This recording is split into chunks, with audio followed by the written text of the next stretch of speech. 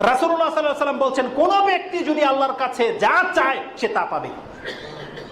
কুল্লু ইমরিন মা নাওয়া, সে যা চাইবে তা পাবে। তাহলে আল্লাহ সুবহানাহু ওয়া তাআলা যখন বলছে, আপনাকে একটা অপশন দিয়ে দিয়েছে, আপনাকে জানানো হচ্ছে বান্দা একটা ভালো কাজ করে তুমি আল্লাহর কাছে যা চাইবা তা পাইবা, তাহলে আপনি 10,000 টাকা খরচ করে বাচ্চাকে 2 টাকা দামের একটা ললিপপ কিনে দিয়ে আপনি আল্লাহর কাছে জান্নাত কেন চাচ্ছেন না?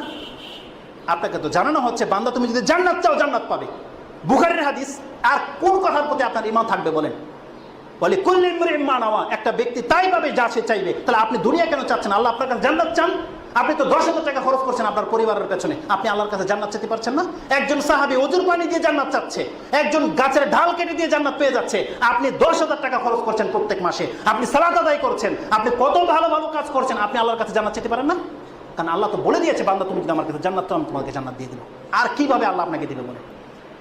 আয়েশা রাদিয়াল্লাহু তাআলা তিনি বলছেন, বরং আয়েশা রাদিয়াল্লাহু তাআলার হাদিসের আগের আরেকটা হাদিস আমি আপনাকে শোনাই।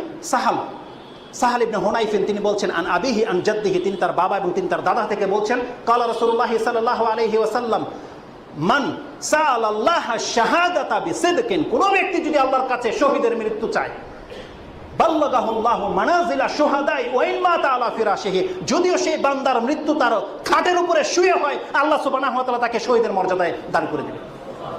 এই হাদিসটিও মুসলিমে রয়েছে, আপনি ভাইবেন না যে যা তা কথা। এই হাদিসটিও মুসলিমে রয়েছে, আপনি এটা পাবেন 44 নম্বর অধ্যায় 35-32 3532 নম্বর হাদিসে। রাসূল সাল্লাল্লাহু আলাইহি ওয়াসাল্লাম বলছেন, কেউ যদি আল্লাহ সুবহানাহু ওয়া তাআলার কাছে শহীদের মর্যাদা চায়, আপনার বিছানায় যদি মৃত্যু হয় আপনি শহীদের মর্যাদা পেয়ে যাবেন আল্লাহ সুবহানাহু ওয়া তাআলার কাছে। কারণ রাসূল সাল্লাল্লাহু আলাইহি ওয়াসাল্লাম বলেছেন, প্রত্যেকটি বান্দা যা নিয়ত করবে সে তা পাবে। আর কিভাবে আপনাকে দেওয়া হবে বলেন?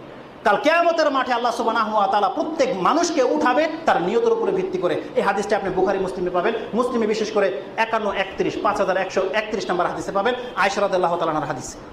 আমি এটা ব্যক্ত করার সময় নেই, যেহেতু সময় আমাদের দীর্ঘায়িত হয়ে যাচ্ছে। আপনার আগে কথাটাকে বুঝতে পারছেন কিনা, এটা হচ্ছে সবচেয়ে বড় বিষয়। যে আল্লাহ সুবহানাহু ওয়া তাআলা আমাদের ছোটখাটো কত কাজের মধ্যে বরকত রেখেছে, এই ছোটখাটো কাজের মাধ্যমে আপনাকে জান্নাত পেতে পারে। কত ছোট কাজ হলে আপনাকে জান্নাত পাবেন? রাসূল সাল্লাল্লাহু আলাইহি ওয়াসাল্লাম কি বলেছে? ইত্তাকুন নার ওয়ালাউ বিশিক্কি তামরাতিন, তুমি জাহান্নাম থেকে বাঁচো যদিও একটি খেজুরের দানা দান করে তোমার পক্ষে সম্ভব হয়। আল্লাহ তার মানে কি? তার মানে আপনাকে এটা দিয়েও জান্নাত আল্লাহ সুবহানাহু ওয়া তাআলা দিয়ে দিবেন।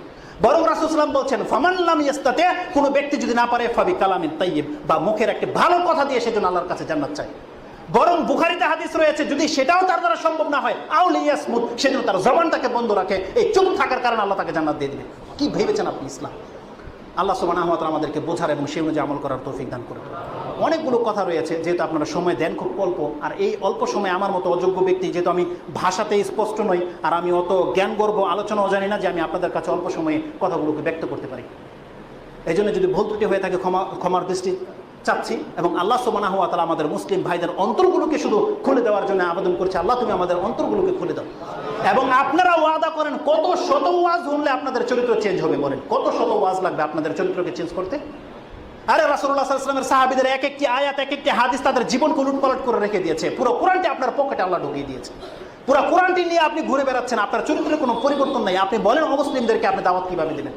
আজকে রাষ্ট্র উল্টে যাচ্ছে, আপনার বিরুদ্ধে হয়ে যাচ্ছে। কয়েকদিন পরে মায়ানমারে যা হচ্ছে, আল্লাহ না করুক আমাদের সাথে এরকম যদি হবে না? আপনি কি ভেবেছেন?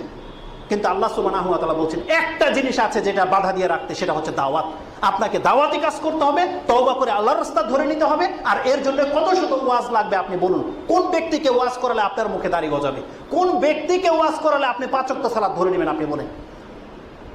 আপনার অন্তরটাকে শুধু প্রসারিত করার ব্যাপার। আল্লাহর একটি কালাম আপনার ইমানকে যদি তাজা করতে না পারে, কোনো ব্যক্তি যদি সারা কোরআন বেটেও আপনাকে খাইয়ে দেয়, আপনার কোনোদিন ইমান তাজা হবে না। আল্লাহর কালাম, আল্লাহর কথা যদি কাউকে সঠিক রাস্তা না দেখায়, কোনো পীর বাবার কথায় কোনোদিন আপনি সঠিক রাস্তা পাবেন না। এমন এক রাস্তা ধরে নেবেন, মজা লাগবে, কিন্তু আপনাকে গর্তে নিয়ে ফেলে দেবে। আল্লাহ আমাদের মুসলিম ভাইদেরকে বোঝার এবং সে অনুযায়ী আমল করার তৌফিক দান করুন। আল্লাহ সুবহানাহু ওয়া তাআলা আমাদের মুসলিম ভাইরা যারা বিপদে রয়েছে, তাদের বিপদকে আল্লাহ তুমি দূর করে দাও। যে সমস্ত ভাইয়েরা দোয়া চেয়েছে, আল্লাহ সুবহানাহু ওয়া তাআলা তাদের রোগকে মুক্ত করে দাও। আল্লাহ তুমি আমাকে সুস্থতা দান করে এবং আমাদের বয়োজ্যেষ্ঠদেরকে আল্লাহ সুবহানাহু ওয়া তাআলা তাদের উত্তম একটি জীবন দান করো।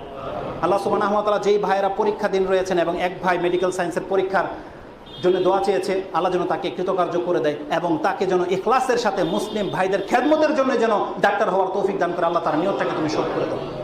আল্লাহ সুবহানাহু ওয়া তাআলা আমাদের ভুল ত্রুটিকে তুমি ক্ষমা করে দাও এবং যে মুসিবত